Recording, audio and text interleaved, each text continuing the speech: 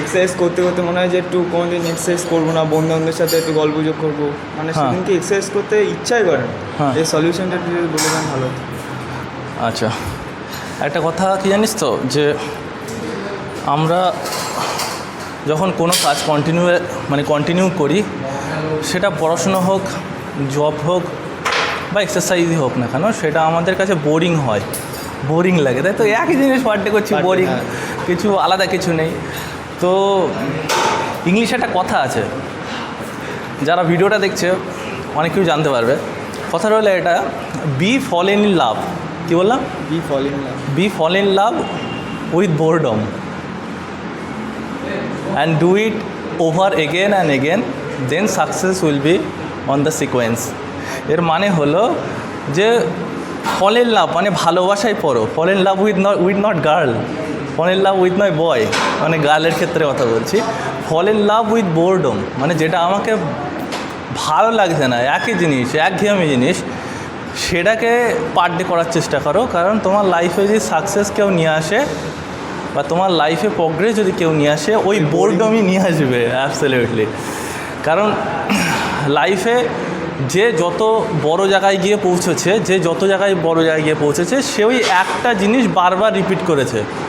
কারণ তুই যখন একটা জিনিস বারবার রিপিট করবি, তোর হয়তো সেটা বোর হতে পারে, কিন্তু ওভার দ্য টাইম ওই বোরের মধ্য থেকেও না কিছু কিছু জিনিস শেখা যায়। যেরকম এখন আমাদের টেসলা কার আবিষ্কার? হ্যাঁ, এই যে নিউ কোম্পানি বেরিয়েছে, আমেরিকান কোম্পানি, জানো? তারপরে এই যে অটোমোবাইল, তারপরে স্পেসশিপ কার আবিষ্কার? নাসা নয়, ওই স্পেসশিপ রিসেন্টলি আবিষ্কার হয়েছে, সেটা হলো আমাদের আমেরিকার বিজ্ঞানী, বুঝেছো? সেই বিজ্ঞানী, সে একটা সময় কী জায়গায় ছিল আর আজকে কোথায় আছে। এটা আমি একটা ছোটো উদাহরণ দিলাম, তার সঙ্গে আমি অ্যামাজনের উদাহরণ দাও। অ্যামাজন আজকে কোথায় শুরু হয়েছিল? গ্যারেজে শুরু হয়েছিল, আজকে পুরো ওয়ার্ল্ড ওয়াইড আছে। তো কি তারা ওই একটা জিনিস নিয়ে বোরিং ছিল, কিন্তু বোরিং থাকতে থাকতে সে বুঝতে পেরেছে তার ঘাটতি কোথায়, সেই জায়গাটা সে প্রোগ্রেস করার চেষ্টা করেছে। তার মিস্টেক কোথায়, সেটাকে তার ঠিকঠাক জায়গায় শিক্ষা নিয়েছে, যে মিস্টেকটাকে কীভাবে আমি ওভারকাম করে আমি সেটা থেকে কাজে লাগিয়ে আগে এগিয়ে যেতে পারবো। ঠিক আছে?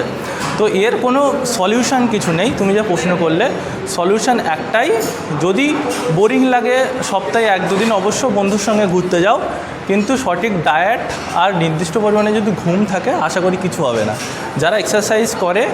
যারা কন্টিনিউ এক্সারসাইজ করে, তারাও জাঙ্ক ফুড খায়, কিন্তু অকেশনালি আর কম। ঠিক আছে?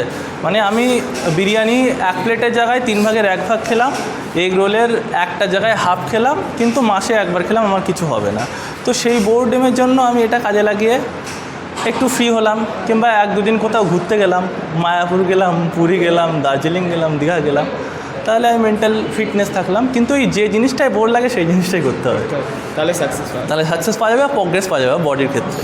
I hope you understand. To get this kind of information, follow our gym page and follow Mark Fit and Fluent Academy or Mark Mind.